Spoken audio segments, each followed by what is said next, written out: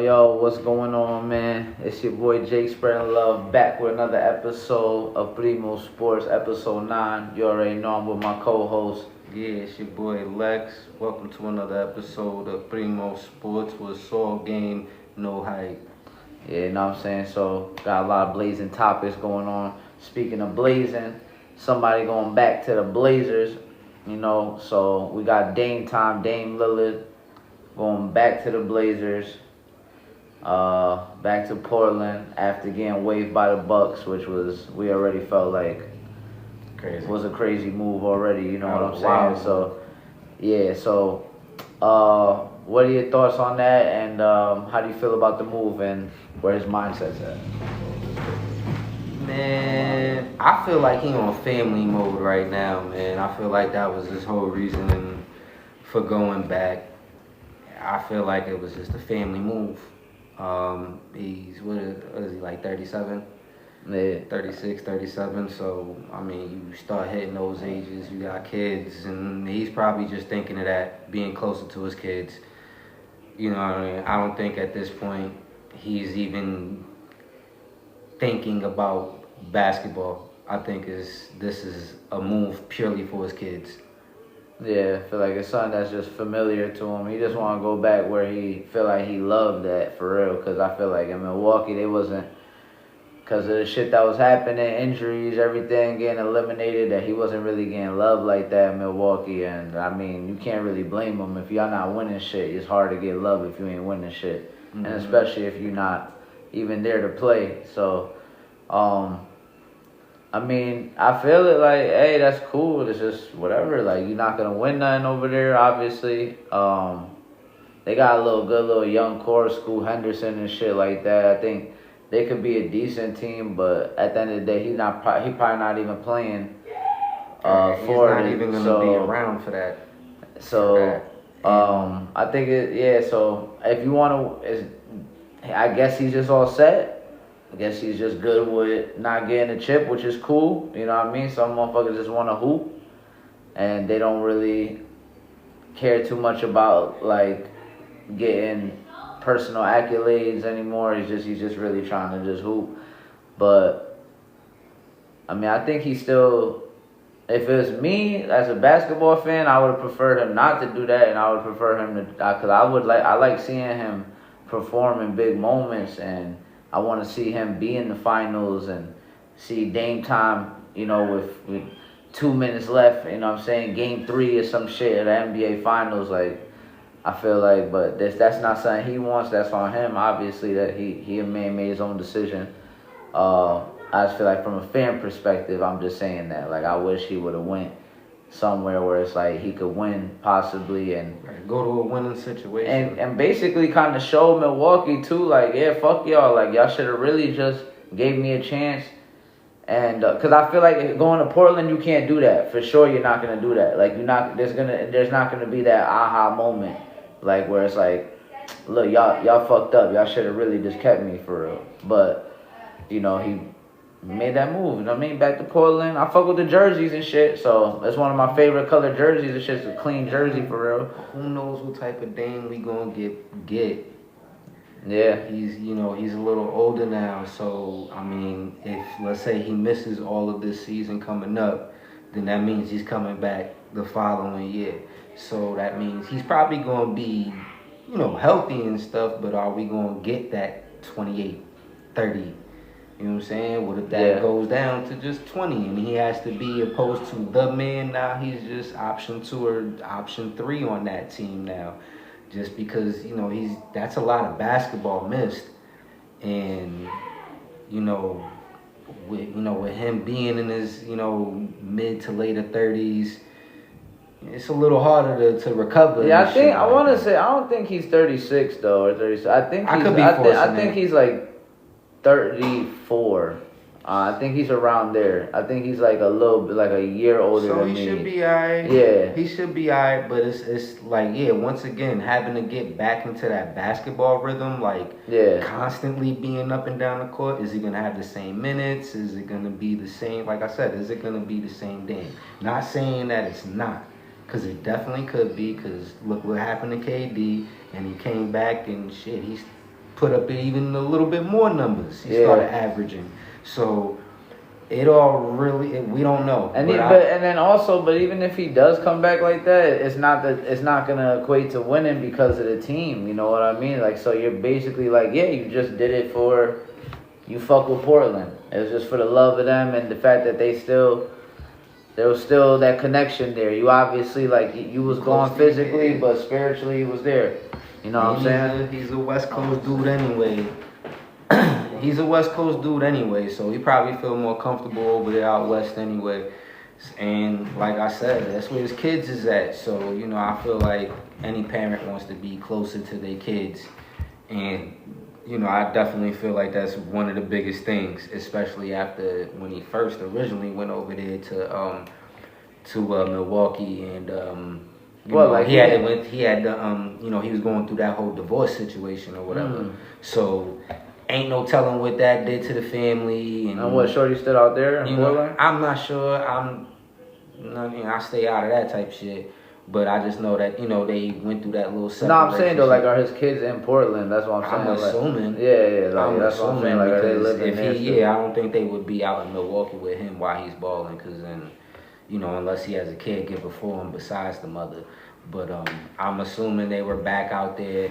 He's from, like I said, he's from Cali out west. That's not too far from over there.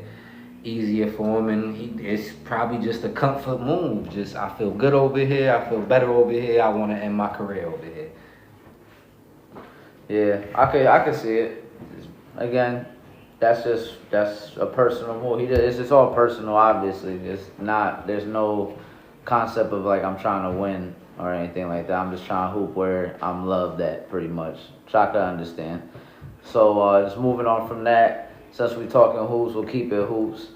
I gotta bring this up because we was talking about Cooper Flag and Bronny, and I've been seeing Bronny. We talked about can he develop that offense and shit, and I see him kind of really, again, this is G League shit. I'm not, or whatever, Summer League, it's the same thing in my eyes, but he's showing out, and I think this year I want to say I'm gonna give Bronny, like, he might average 10, because now that you got DeAndre Ayton, you feel me? Now you got Luka, and it's gonna be like a full year.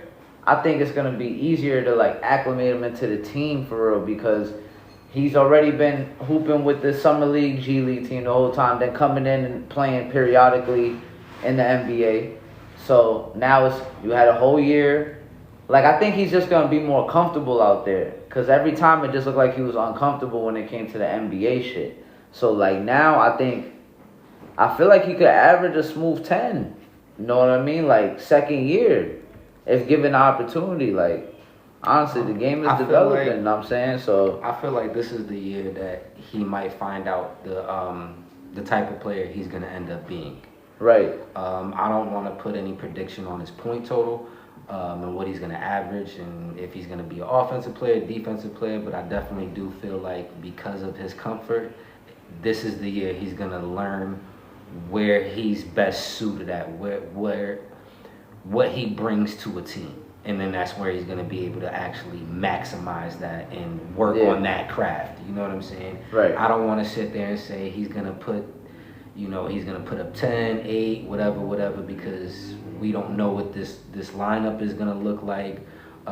We don't know if they're going to end up sending them back to the G League for a little bit. So I don't want to put no point total on him, but I definitely feel like this is the year he's going to start to, like, all right, this is what I need to just really focus on, and this is what's going to keep me on the court. Right, yeah. I mean, I was just saying, like, the game is definitely coming up, and just the lineup situation, it's like, and plus I got to give that's just more like my hot take, you know what I'm saying? Like, I'm saying, I'm going to stamp it right now, like, Bronny going to have a good year this year, you know what I'm saying? I think he'll have a solid year. I think he'll have a solid year. So, if he definitely gets the minutes, though, it's all about the minutes. If the minutes are there, then I think he could really do it. It's just like, you got to leave him out there. If he go a little 0 for 3 like I feel like it was too quick to like pull him out of the game sometimes. Like I feel like you gotta let him go ahead, let him go through that real quick and just try to battle the adversity. And I feel like now they'll have more trust in him. You know what I'm saying? Like JJ Redick gonna have more trust in him. Like, okay, I see you doing your thing, young fella, coming through. And then his pops, I don't know if it's gonna be his last year or whatever the case may be, but just helping him that out. could have been that could have been one of the main reasons for the Marcus Smart pickup, because then now he has a guard with experience who plays defense. You know what I'm saying? Score a little bit or whatever, Right. And he can get that experience from a vet who's actually been there, been to the finals, helped turn a team around. Yeah. With the Celtics and shit. So And you gotta think he's only gonna get like bigger too. Like this kid's not even hitting, like he hasn't even not even near 25 yet. Like once you get into that grown man shit, like 21, maybe yeah, 22. bro. So I think definitely. once he get that real strength for real, like it, and he's already athletic as fuck for 6'2".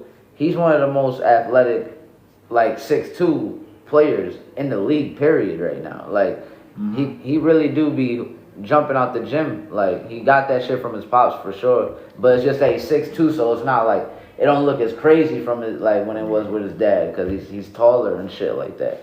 Yeah, I think Marcus Smart is gonna help put. But Marcus Smart, he's gonna help put that dog on him because he's gonna toughen him up.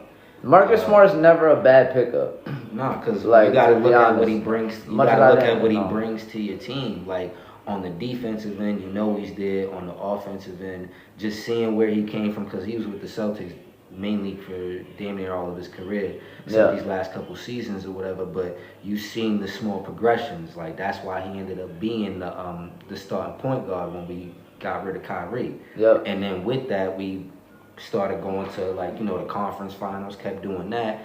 And then we had to make the trade or whatever to actually to be able to get over the hump. But having Marcus on that team with his veteran leadership, then you got Luka right there. That kind of takes some of the pressure, the defensive pressure too, off of Luka. So yeah, that's really what they got that shit for sure. That's gonna take a lot of the defensive pressure off of Luka, because they're gonna be picking on him. Yeah, he's always getting caught up in those switches. So it's gonna help out a lot, and that Marcus Smart pickup was a great pickup for the Lakers. Yeah, because what you're gonna do is you're on the offense, you're gonna run Luka, right? So now when Luka spends the energy on offense scoring, he don't gotta spend the energy now on defense, because now you're just gonna switch off and you're gonna have Marcus Smart step up to whoever the primary ball handler is. Right. So now you got the guard that could switch with you, and now it's not because who you gonna use? You gonna use Gabe Vincent or some shit like that? There's no defensive prowess. Got Austin Reeves getting caught up in the switch when it was like him and Kyrie or something like that. It's like that's still not. Yeah, nah. That's what I'm saying. It's not good. Yeah, it's like, you know what I mean. So having another when that switch happens, having another guard there like a Marcus Smart, then fuck, I got Marcus Smart. And plus, Luka, even though he don't play good defense, he's at least taller than a Kyrie. Right. So he has at least some contesting better than Kyrie could. Right. You know what I mean? Because they both are not defensive players at all. But at least if you're taller, you could at least go fucking contest up, So I think that was a great move for the Lakers. I'm not gonna lie, they try to make some shit happen, and they're not gonna be, they're gonna be crazy next year for sure. Like the West is what right I like now. about this whole Lakers situation is how they're just really not budging on this Braun shit. They're like, nigga, Yeah, what you trying to do? Listen, bro. I mean, we got Luka for a reason, yo. We got Luka for a reason. We ain't just go grab him. So what you trying to do, don't bro? Don't make us start your son. We just take it. You kick your son off too. Yo, take him out of here. They all on that some 10 state points prop a game shit right now, bro. They on some state prop shit right now. Yeah. Get down and lay down. Right. Because fam. The train gonna keep moving, bro. We gonna leave you here to stop. You know what I mean? Like you are going into your 23rd season, fam. And at the same time, too, it does look like Braun he looks a lot more laxed. Cause you know he's more at the golf course now. You Chilling, don't yeah, really a lot see of- him locked in as He got much. the pod going with us. Yeah, he looks like he's getting really comfortable right now. Yeah. You know what I mean? And it's hard not to, bro. You played for this long, like, you bro. know that man feet hurt. Yeah. His feet like this, like his Yeah, feet you look know crazy. that man, yo. I ain't gonna lie. I can only imagine what it's like for these athletes after a game. Oh, bro, you ain't never seen that shit with Jerome Bettis? Like, Nah. so it's like like one of them documentaries or some shit like that. It was him after a game. He trying to walk down the steps and he pulls like walk like he could barely walk, and and I got practice tomorrow. He can't walk and he got practice tomorrow. That's what I'm saying. Like, when it comes to that sports shit, because this is a conversation that I've had with. So we'll just do the three major sports. All right? Baseball, basketball, football. Right? The hardest one to be successful in, I feel like, is baseball. The most skilled required one is basketball. The toughest one to play is football, because yes, okay, if you're talking about the technical aspects of it, it's easy as far as like throw a ball, catch a ball. Like if you're an athletic enough person, you could kind of get away with some shit in football versus in basketball, where you kind of have to have the skill to do shit. In baseball, you have to have the hand-eye coordination. But where the difference is yo, you cool with getting hit mad times?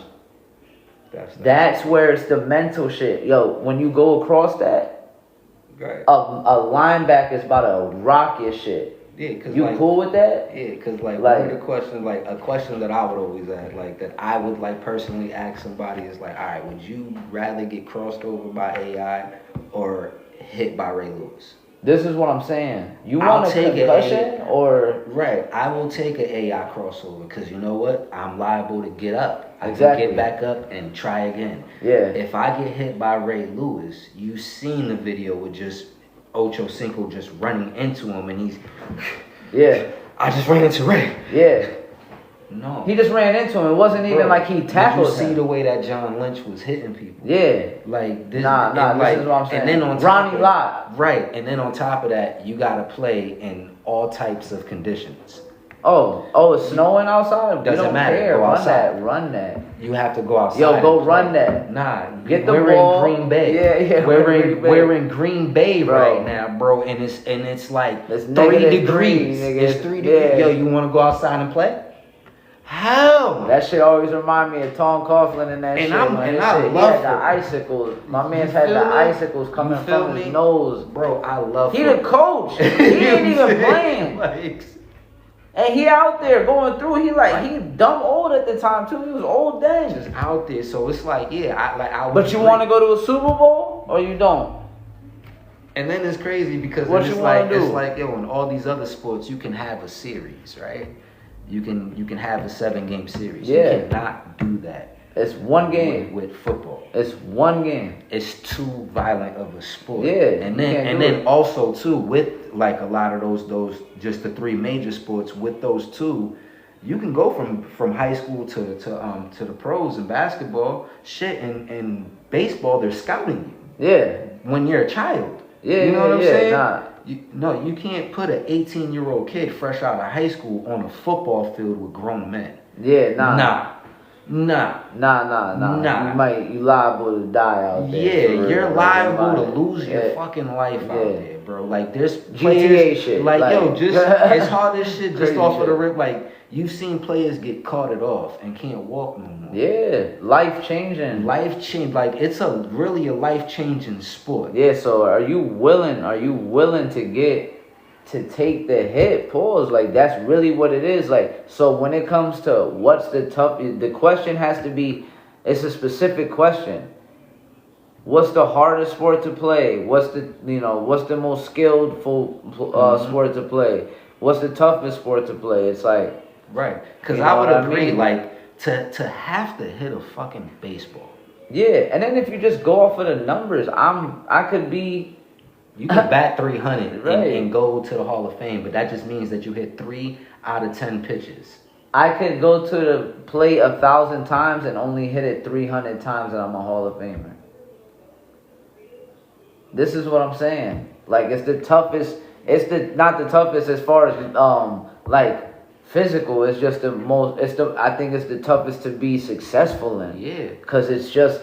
You have to hit a baseball. And then now you're not even talking about defense. Now this shit is getting a fucking line drive is getting rocketed at you, bro. The motherfucker threw it 100 miles an hour, and it's so you know when it comes off of the bat, it's faster now. Right. And that's it's momentum. exactly. So you gotta. Bro. And then when you catch it, you're throwing that shit probably another like 100 miles an hour. Imagine being a and somebody pitcher. has to catch it like this. Yeah, imagine being a pitcher. Get your head taken off. You're not really like, what you gonna do, bro? It's coming right at you. One time where a pitcher was like, you know, cause they gotta, Yeah. and they throw so hard. This nigga, he threw his shit like his whole like arm came out of place or some shit. They stay getting And I'm Tommy like- John I'm surgery and like, shit. Yeah. Nah.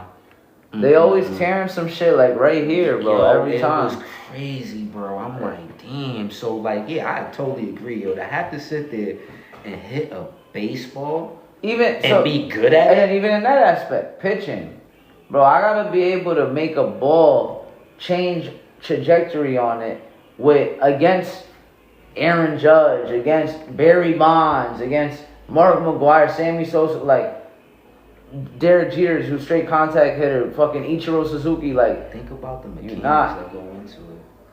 Think about how you have to, as the pitcher, you have to watch for little nuances in the batter. Think about how you gotta watch for little nuances in the pitcher to see if he's tipping the pitch. You have to. Your second baseman. If or not if you're second baseman. If you're on second base, like you got a double or whatever, you're trying to tell the batter like you're looking at shit like yo, he doing it's a slider. You know what I'm saying? Exactly. And then Exactly. the catcher he's seeing that we switching it up, bro. We making this into the slider now. Yo, we making this. We making this into the slider. Yeah. Yo, like we changing it up. It's a mental. Yo, that match. whole- It's crazy. The chess match, especially like in the playoffs, just with the pitching. Yeah. You know what I mean? Like how important pitching is in baseball, yo. That's what wins the championship, bro. When you're that watching defense, it, and the and same you- thing with defense. Solid defense, no errors. You know No what I mean, errors. bro? None. Man, you have to. None. In the World Series last year, the Yankees went up 5-0.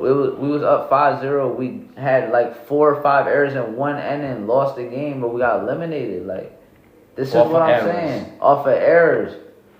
And mind you, it was with 2 outs. The hardest out to get in baseball is the 3rd out. That's what I'm saying. There's not a time limit on it. You have to earn to get out to go to the next whatever. You know what I'm saying? Go to the next, and you have to earn it. Yo, baseball is a hard sport to play, bro. Like I really. And to even think this, you might go out there the whole day and a ball not even get hit to you. You just did.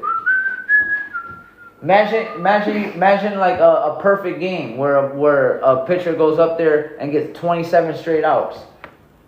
You ain't had to do shit. Yeah, like a couple. If it off. don't get hit to you, and maybe it does, he has mad strikeouts. You know what I'm saying? Like if he has a perfect game and he has 11 or 12 strikeouts, that means there's only fucking 15 balls that got hit out of that. Yo, that's crazy, bro. You know what I'm saying? That's Like crazy. that to even do that is crazy. Yo, There's to people throw that a have perfect done that. game is crazy. To throw a no hitter, to throw Peep throw this. anything. You know like what the that is Yankees? crazy. You know what the Yankees did? Check this one out. This is what I'm saying. It's the hardest thing to get that 3rd out. It's crazy, bro. We was down 8-0. I mean, we was down 5-0 in the bottom of the 8th. The nigga was throwing a no. He had no hits. We had no hits. Not only did we get a hit, we ended up winning the game. Imagine you bet on that. Then that's your last leg. Yo, y'all up 5-0, bottom of the 8th. He's throwing a no. I'm tight. I'm closing the... I got it. I'm tight, bro. To throw a perfect game, that has to be. It's the toughest. It's probably the toughest thing to do. The only person that I've it's ever what- known I guess seen like highlights or like even like probably even seen a little bit of it was for the Yankees, fucking David Wells. Mm-hmm.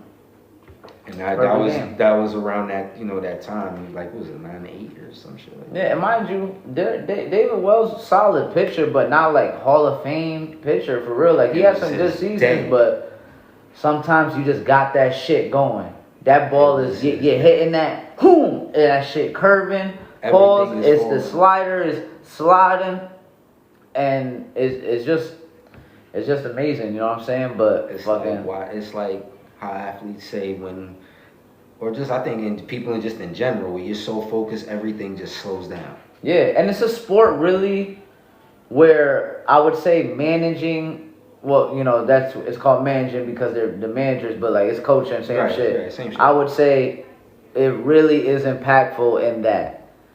But at the end of the day, no matter what, it's always going to be 60-40. 60% the players, 40% coaching. Because I don't care what type of plays you drawing up. If you don't got the players to execute the shit, it don't mean nothing. My numbers are pretty similar. I would say, Mine's is more 55-45 player coach. Yeah, you know what I'm saying? It's similar, pretty similar because I definitely do feel like at the end of the day. But maybe my fault cut you off, but maybe not as much in basketball.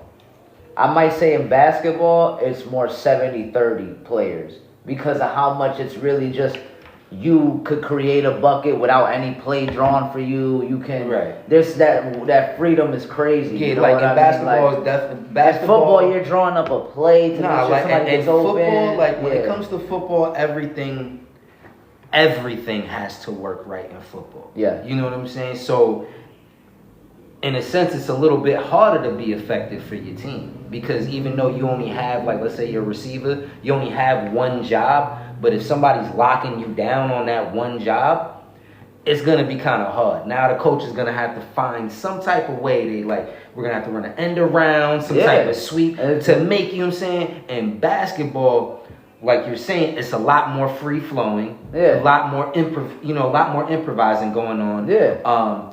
So, and then even if if my jump ain't falling, I can get on defense lockdown. Yeah. I can rebound. Nigga, I went fucking 2 for 10, however many points, but nigga, I had 12 dimes. Right. Yeah. Exactly. So I'm still able to contribute for my team. I can do an ISO.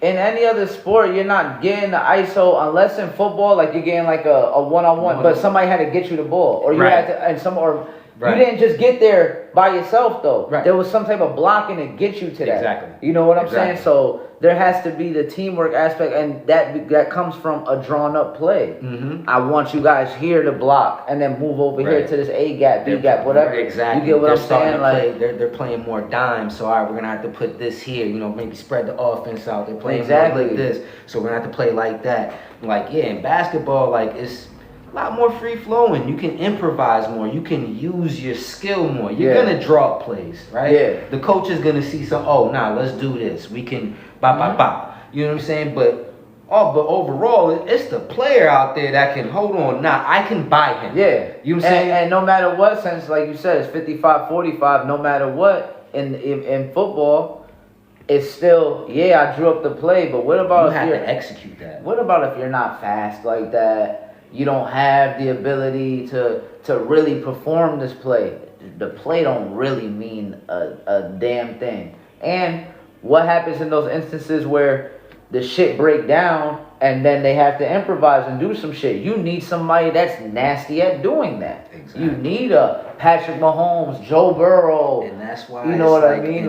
When it comes to football, you'll Jalen Hurts. see more of the more of the successful teams. There was always that great coach, great quarterback. Mm-hmm. There was always that dynamic. You know what I'm saying? You had to have that because it's like the quarterback is the coach on the field. You know what I'm saying? He's seeing what the coach maybe he's not seeing and vice versa. So once you got that locked, you're good. You know what I'm saying? Like in basketball, shit, give me the fucking play.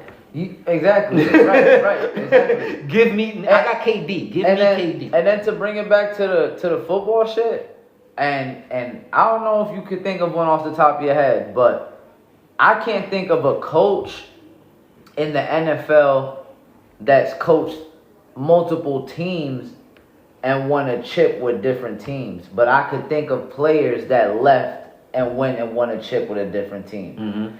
Peyton, right? Right. Tom Brady. Tom Brady did it the first year, so that's really the prime example that you need the player. Because he went to another great coaching system in Tampa Bay. They put a solid team. And they had a solid team. They had a... And they what had is the team? Everything. They had players, they right? Had everything. So they had the Chris Godwin, they had Mike Evans, receivers, Antonio Brown was over there. They had everything. They had a solid coach. There. They had defensive-minded coach with Lovey, LeGarrette Blount. Yeah, no, they had a complete team. This is what I'm saying. You had the players. Now you went and won a chip the fucking first year you left. I don't want to hear it. You know what I mean? Because I got friends that argue with me about this shit. Mm-hmm. They're like, nah, coach is more important. I'm not saying it's not important because I'm saying 40%. Mm-hmm. That's a fucking lot. You know what I mean? It's literally damn near half. That's damn near half, right? But I don't care what kind of play you draw up if you don't got the motherfucker to do it. You don't got Jamar Chase. You don't think there's been great-minded coaches? Like, I would say almost any head coach is a great coach. I'm pretty sure they're all great coaches. I'm pretty sure if you looked at their plays, you would be like, yo, this is a good fucking play. But unfortunately, you got fucking DeMarcus Russell, you know what I mean? Was it DeMarcus Russell? Jamarcus Russell.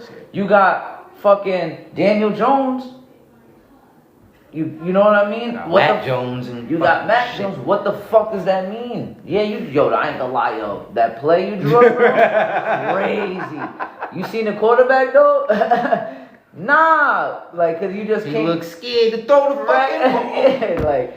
And even the quarterback look at the play, yo, nah, I think I could do this shit. And then you see out there, he ass. Tripping over his own feet. Nigga like Peyton out there and shit like, golly, this motherfucker slinging that shit. Yeah. This the guy. This is what I'm saying. Like, this is who I need. You see how he executed my play?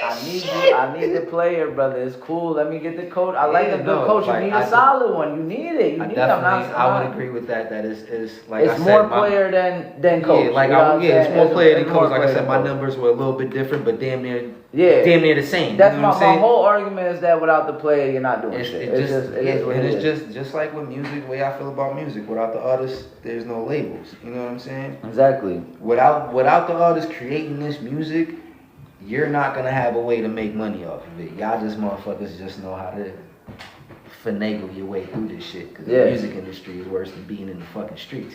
Right. But yeah, definitely when it comes to sports, man, it's player coach. You gotta have the players that can execute. Yeah, maybe less in basketball and shit, less coach, more player, but all the other sports, you're pretty much right here.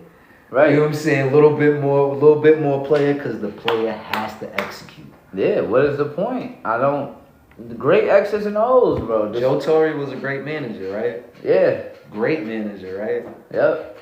We had Jeter. Yeah. George Steinbrenner. Yeah. Great, right? We had He had the money to pay for the what? We had Tino Martinez. Yeah. You know what I'm saying? And then if you want to go to the other shit, we had Mark Teixeira. We grabbed A-Rod. We had Roger Clemens. Right. We had squads, bro. Right. Like we had the bread to pay for this greatness, we had right? Squads, yeah. You needed the fucking players, bro. Yeah. You needed these bats, right? Because that's one thing the Yankees always got. Fucking bats. Oh yeah, you know no matter what. We may not win this World Series, but we hitting a million home runs. The Yankees always. Plus, like we have a short right porch too, so it's like it kind of that helps a lot too. Yeah. So, but so it's like definitely like Joe Torre, great manager. You needed Derek Jeter. Yeah. You needed. But where he contributes at majorly is I put the right pitcher in. Oh shit, look, a little fatigue. I got this. Let's look at the scouting report. Oh, he has a tendency to pull the ball against lefties. Let's shift the defense. That shit, literally goes right into it. And that's what makes the coaches great. Exactly. They know how to make the adjustments. Yeah. They know how to put a player. When you're a great coach. Right. When you know how to play, like, all right, Belichick. He knew how to utilize everybody on his team. Yeah. You constantly seen shifting on and off the field. It was never the same defenses. He knew it. He knew the offensive coordinator he needed. Like, all right, we got this type of team now. We need this guy. We're gonna implement this now. The 2 tight end set. After that, nigga, everybody started running 2 tight ends. You know what I'm saying? So you're implementing all these things, and it just only makes your team greater. So like even with like Walsh for the 49ers when he was with Joe Montana, how he just implemented that whole West Coast offense in there. He knew he seen the team. Oh yeah, I got Jerry doing I got shit. Jerry. I got Taylor out here, but then I also got my man Craig back here who could run the ball, but also has great hands. Right. I'm utilizing this. We're gonna work. Let's work. I got the perfect play. We're gonna have you come and look out what this it led way. to. Boom, boom. We got Super Bowls. We got Super rings. Super Bowls, bro. Like I know, and like that's what also the rings. Coaches baby. know how to manage all of that, bro. They're great managers of just people and personalities. Mm-hmm. You got a whole bunch of different personalities that have to coexist on one team. Who's gonna control all that? And that's what separates, like the goods from the greats, man. That's why I always say, like, you just good, you just great. And if we going on, let's just keep it on the topic of greatest, man. We gotta go over this motherfucking list, man. This horrendous ass list. We just gonna go into what the fuck we just off the rip what we talking about. Like Cole at 11 is wild work. That's nasty work, actually. That is so disrespectful. Can you bring up the list for us? Like, just so we could. Yo, it's nasty, bro. Look, man, I got respect for the game. You feel me? I respect the OGs that came before, because without them, you don't get Cole or none of these people. But like, y'all don't understand the shit that the man went through. Like, when the whole time everybody criticizing you because you win 3 championships, it's Shaq. You was with Shaq, so blah blah blah. It's like, okay, but Shaq didn't win with Penny though. Why Shaq didn't win with Penny then? That would have been. But I'm saying though, if you saying it's all this Shaq shit, I'm not saying obviously, bro. Shaq was bugging in the finals and all of that. But are you saying that you're gonna win the chip without Kobe? No. So at the same time, Shaq, you getting your chips because of Kobe. Stop just making this. I'm sick of that narrative where it's just like, nah, only Kobe benefited from the duo. Nah, they both, you know what I'm saying? Because Shaq won't even say that. Nah, Shaq himself will say he went not winning from shit each without other. Kobe. They benefited from each other. The only crazy thing is like Penny, like with the whole Penny situation, that's a big what if. Like it's a huge what if because of fucking this nigga's injuries. You know what I'm saying? That kind of shut the whole shit down. And then even Shaq would say, like just his beef with Orlando, them not offering him some shit, you know what I mean? Whatever. So he moves on, you know what I mean? At the end of the day, the Lakers gave him more money.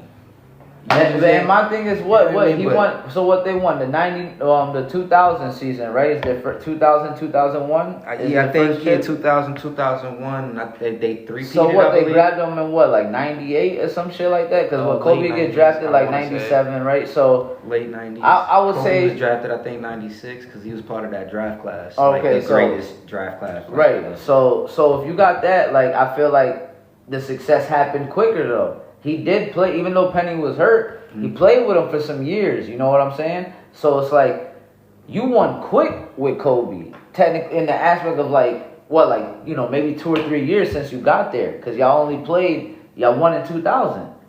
So I feel like to just say like, oh, it's like Kobe's the only one that benefited from that shit is crazy. I think for me, you know what I mean? I think that's a wild take. That they benefited from each other. Yeah, like you know stop diminishing what he did. Like they got, once they got Phil Jackson, that just only helped them even more. You know what I'm saying? Kobe started to develop into his own. You know what I'm saying? Yeah. Started to just slowly coming out of that, like, yeah, I'm about to be that nigga. You know what I'm saying?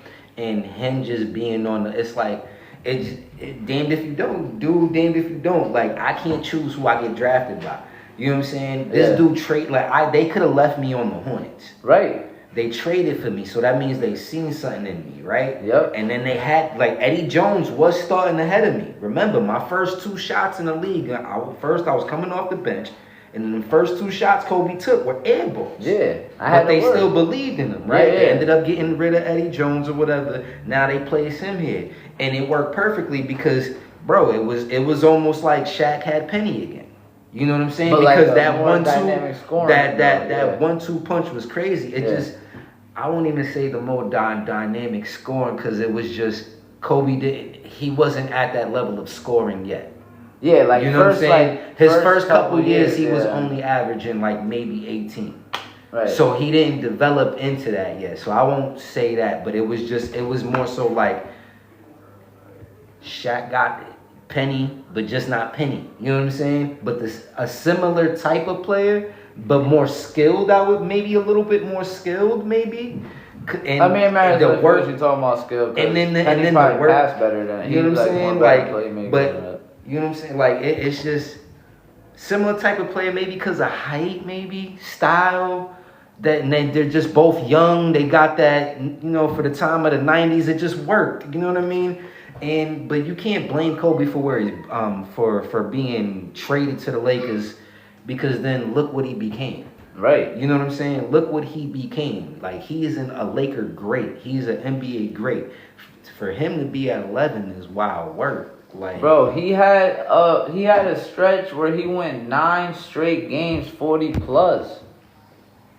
There's people on the top 5 that didn't do that. Like, there's so many. And then if you're going off of all NBAs, you know what I'm saying? And all defenses, like, I understand that and come on, bro, like, not for nothing, he could have won more MVPs and shit. He should have won that MVP over Nash. You know what I'm saying? So, if you want to say, oh, we're going to go off of the fucking MVPs, fuck that. Let's go off of the chips. Let's go off of, like, work ethic. Let's go off of, like, my teams were ass and I didn't leave.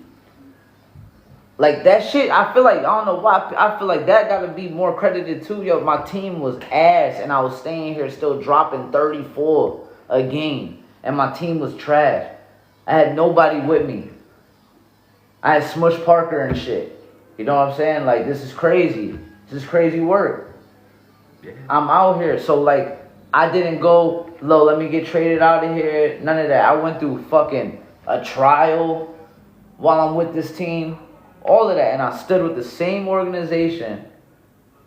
I came through. Y'all gave me Paul Gasol, which is a savage, not a Shaq. Right? I mean, he became an all-star when he went to the Lakers. Because you're playing with Kobe. Right? So now it's the benefit again of Kobe. Shaq, you get a chip. Not because of Kobe, because of both of y'all, but he helped you, right? Like, this is what I'm saying. So Kobe is a big part of that shit. And then now to win 2 chips and go back to back. After suffering a loss too, before that, you know what I mean? Losing to the Celtics in the finals. Resilience, come back, beat them, beat Orlando. So it's like, you got to give credit where credit's due with that. Like, I think that's something that should be accounted for. Like, what did a player, like, instead of just being like, oh, he balled the whole career, because that's unrealistic. Like, everybody had their fucking time. Like, Jordan had times when he wasn't winning shit. Everybody had times when they wasn't winning shit. So why the fuck is, I feel like we put so much, like, accountability on that for Kobe versus, like, MJ or some shit when he didn't win for a minute, when he was getting bounced out and shit in the first round. Really, I think for all the great, like, in basketball, it seems like the greats didn't really become the champions until they had to go through something to become champions. Jordan, like, he had to go, like, all right, got through Bird and them niggas, but he had to go through Detroit, right? Toughest time ever, right? Yeah. Finally learned how to get through. Sky's the limit after that. Once he got through that adversity, right? Kobe had his little adversity. Once he got through that, sky's the limit, right? All the greats had some type of adversity that they had to fight and go through. And how they performed during those times, during those hard times, and then after those hard times is really what sets them apart from all the other regular players. Yeah. Because they knew how to deal with the adversity. Yeah. You know what I'm saying? They know how to like go over that hurdle. They know what it was like to take a loss and not want to take that loss again. Yeah. They don't want to feel that again. I don't like the feeling. I'm trying to get to it. I want to win every single fucking time. Yeah. And like that type of relentless mentality, that's why we say the killer instinct. The killer instinct is because of shit like that. It's the nigga, give me the ball. Everything is put it on my shoulders. I'm gonna lead not by talking all the time, because Kobe didn't really lead by the talking. He led by his example. Like when you hear players talk about like, yeah, I showed up to the gym at 6, and you see Kobe, he's looking like he just ran a full workout. Second workout. You feel me? Yeah. He's been here since 4. I pulled up at 6. He just did 2 workouts. He was in the gym. Now he's getting shots up. Yeah. So you know what I mean? And then just look at the influence that he had on the current players. You know what I'm saying? The players from the 2010 era until now. Like, just look at what he did to those players. You know what I mean? Yeah, what he did for those players. Yeah, Tatum wearing the fucking, the Kobe shit. He's a fucking Celtic, you know what I'm saying? And showing that's how much respect Kobe got. Like, you get what I'm saying? Like, that's top 5 shit. You get what I'm saying? And then if you're saying that he's the second coming of Michael Jordan and Michael Jordan's number 1, how the fuck is he not top 3 then? Because you're saying that he's just like him. That's the wild work too, because it's like, damn. Bro, I love Stephen Curry, bro. That's literally my favorite player in the NBA. Love Steph. Well, Jalen Brunson, because I'm a Knicks fan, and whoever's balling for the Knicks is really my favorite player. But as far as overall, Steph Curry's my favorite player. I'm not, you're bugging. Give me the choice. I'm taking the Black Mamba every time. And twice on Sundays. I'm not doing, and that's with all due respect. Yeah, because what happens when your three's not falling? I'm not saying you could get some other buckets, right? I'm not saying you can't, but not like this guy. Because if his three's not falling, that's all good. I'm in the post. I'm hitting you with turnarounds. I'm relentless. That's not falling too. I'm going on defense. Bro, in my final game of my career, the final game I ever played in my life on the NBA, I shot 50 plus times. I shot 50 times. Put that bitch up. Alright? I'm gonna do that. Put that bitch up. I'm old. I'm out of here too. And I'm about to hoop and we about to get up out of here. I'm about to drop this 61. I'm sliding up out of here. So, and that moment should propel him above. Show me. I got him above Timmy. I'm not gonna lie. I got him above Timmy. I would put him above Timmy too. Can you just give me a top 5, please? Jordan, Braun, Kareem, Magic, Bill Russell. With all due respect, I think even the Bill Russell shit's he should be a little lower on the list. I would put him lower because and I'm a Celtic fan, but I would put him lower. Cause I'm not trying to blame errors. You can't blame nobody from when they played, but it's more like just the team that you had. That's the only reason why I'm saying it for him. He had such a fucking stacked squad that I'm not saying he got to be off the top 10. I'm just saying I'm fucking 100% comfortable with putting Kobe above Bill Russell. That's what I'm saying.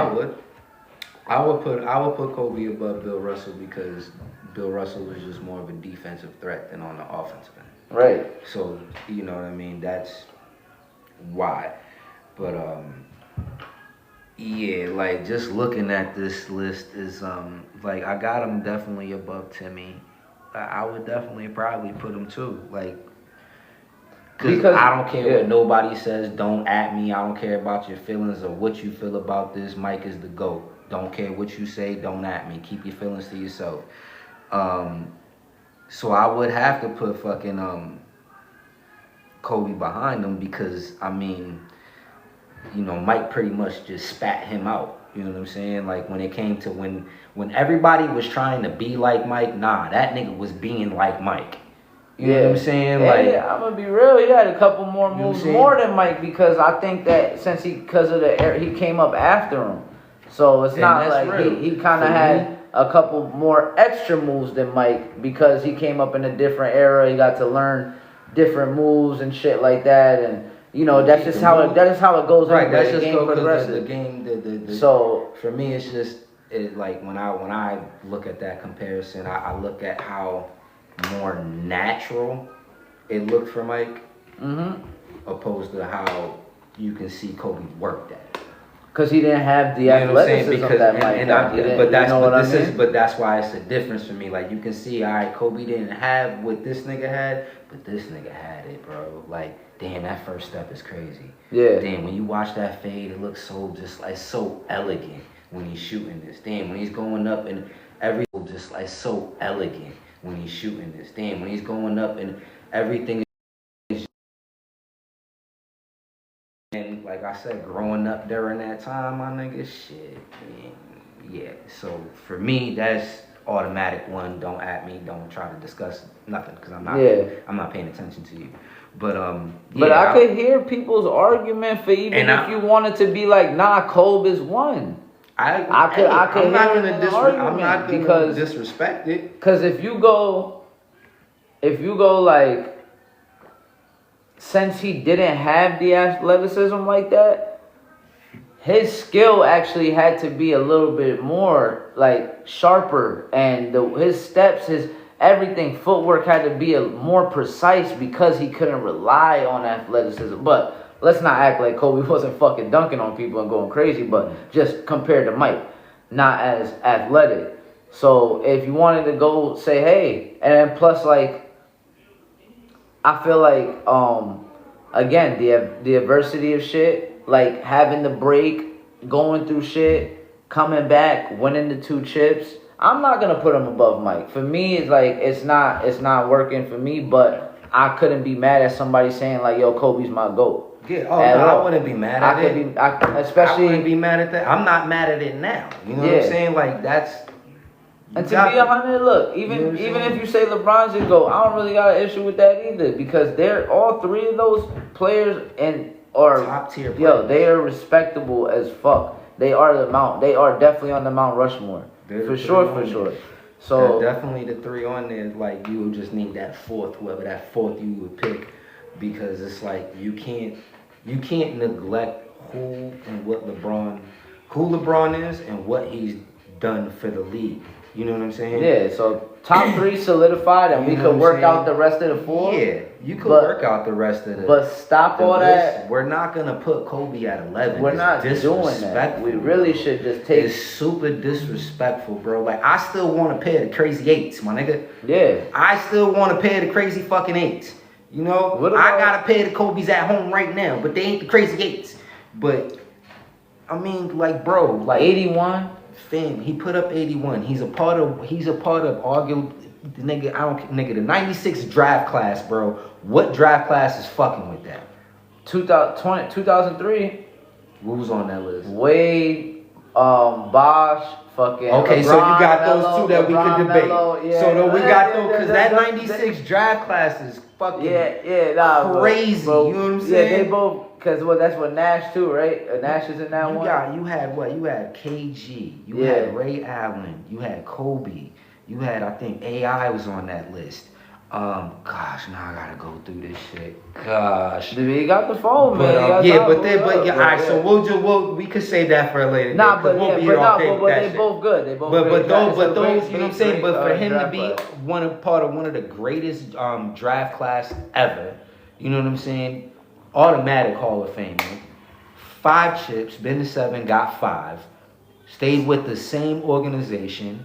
You know what I mean? Which we don't see no more in sports. So I think you gotta take a look at that. Did it with the same organization.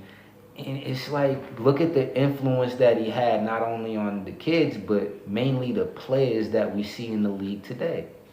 Well, he made up a mentality. You know what I mean? He made up Mamba mentality. Like, he made a mentality for you. You get what I'm saying? Like, that's impactful. That's culture. You know what I'm saying? Got people saying Mamba mentality. Motherfuckers say Kobe more than any other player when they shooting shit. Culture, like we talking influence, like because this is supposed to be or supposedly something that they took into account was culture impact and shit like that on the list. Right. I mean, did you really?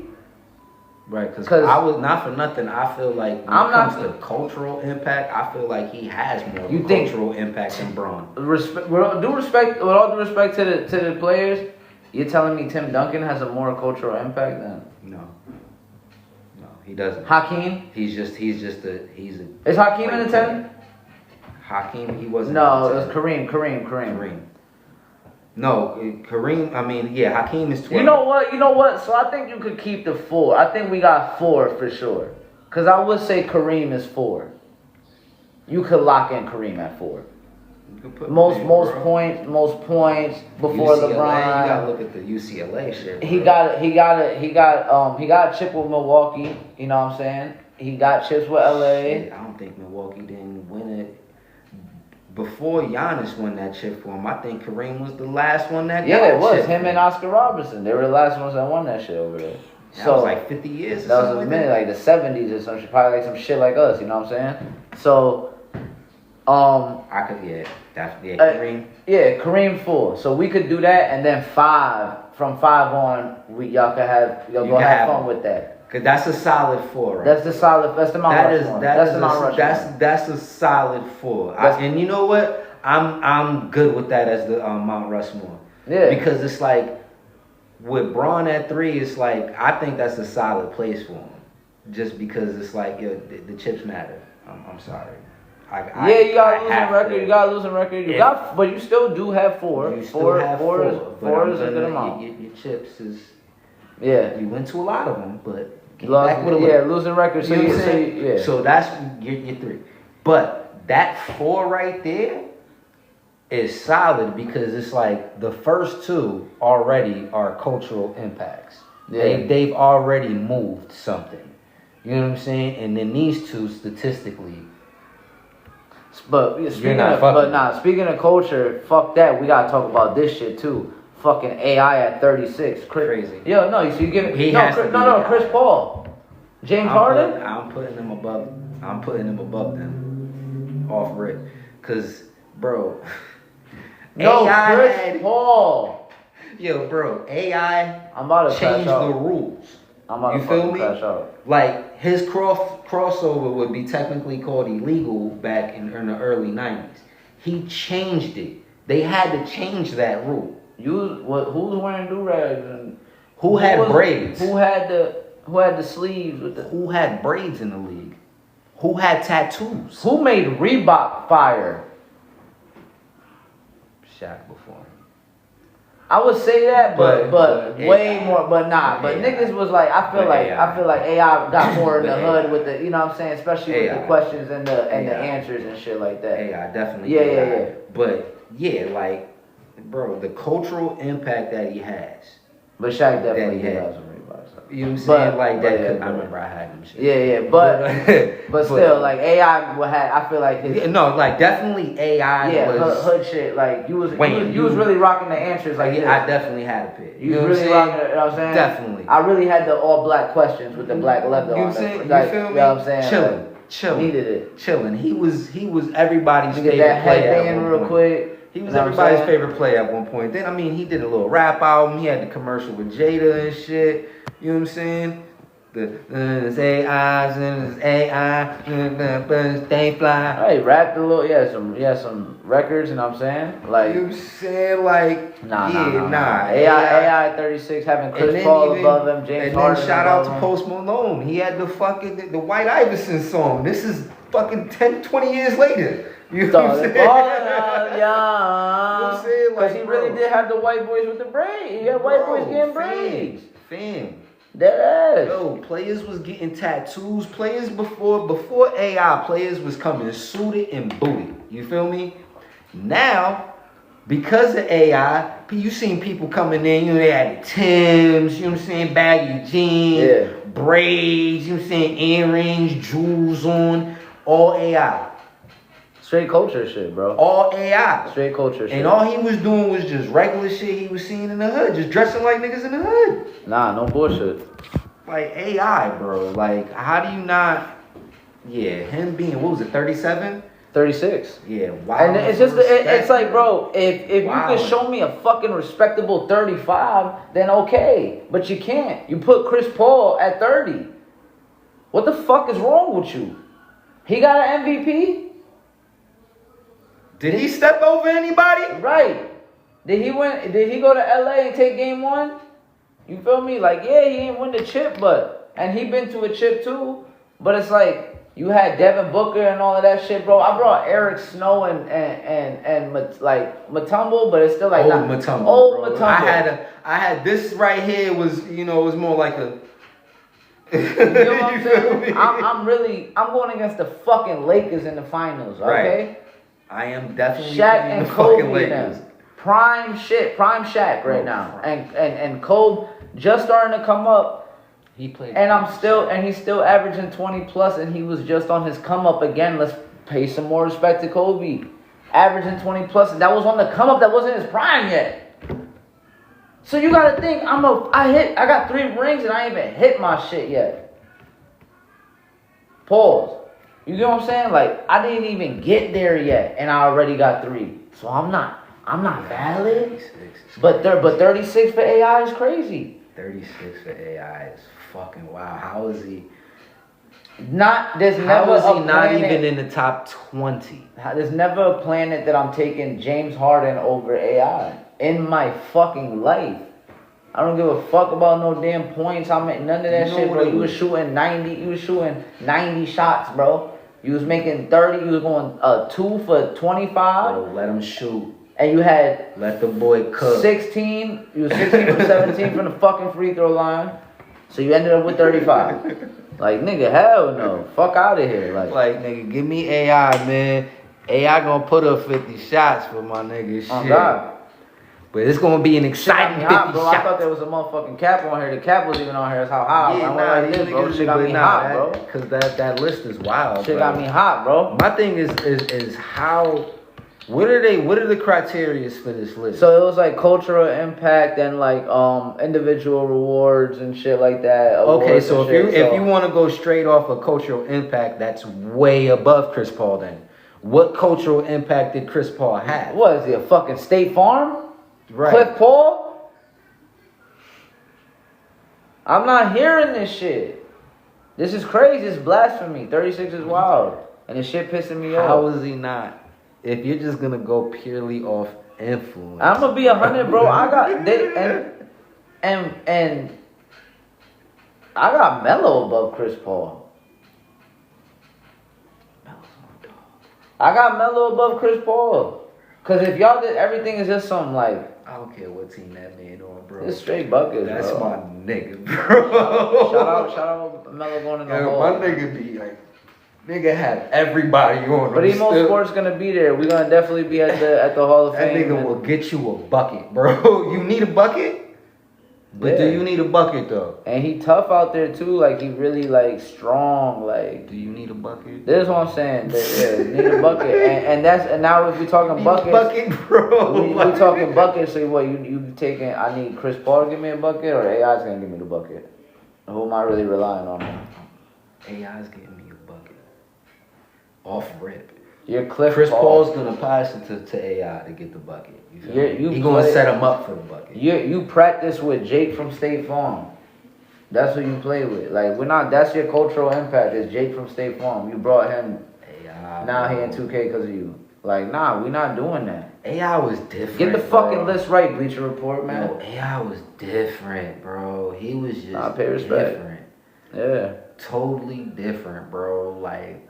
It's a crazy thing, man. Like the list was wild, but I'm saying we running into an hour now, so we gotta let's get to we got the fights going on. I know you only checked out one, right? So you only on Dustin Poirier and Max Holloway. Yeah. So let me just get that Lex. Good fight. The casual UFC correspondent. Lex. Let's see I thought that was a good fight. I really liked the fight. Well, they fighting tonight. Or yeah. So I seen the You last seen the one. second fight? Yeah, I watched the second one. Yep. And that second one was a great fight, bro. Yeah. I think it was like I want to say like the first round. This dude kind of just probably overwhelmed Holloway a little bit. He had some wrestling for him. Yeah, like he was like I feel like he was wrestling. And, I feel like he was not expecting any of this, so it kind of fucked him up. Yeah. Like whoa. But it was a great fight. Damn, who would I go with? I probably would go with what was it, Pereira? No, Dustin Poirier. That's it. I'd probably go with him just because he stronger. Yeah, he's been a lightweight too. Max Holloway's he fought mostly in featherweight a lot, but now lately he's been fighting in lightweight. Yeah. Like I said, the last fight that I seen him fight, great fucking fight. You know what I'm saying? But yeah, I think I would go with the dude Dusty or whatever his name is. Dustin Poirier. Yeah, Dustin. It's his last fight as heavier, well. You know, just because he, it packs a heavier punch. So I would go with that. It's his last fight. So it'll be he's fighting in Louisiana, in New Orleans or whatever. Well, obviously New Orleans is in Louisiana, but so this is gonna be his last fight of his career, and he said he wanted to fight a legend. So that's why he picked Max Holloway. Max Holloway has the BMF belt, so it's the baddest motherfucker. Yeah. As far as I see it going, I think Max Holloway is gonna win because it's been a minute since Dustin fought. Max has been a little bit more active, and I think now he's actually acclimated to the division a lot better now than he was in the previous fight. And he fought him way earlier in their career, and Dustin Poirier actually got him in a fucking triangle and choked him out. But this is like, you can't even count. They're totally different fighters at this point. Right. So, and I think Max, knocked out Justin Gaethje,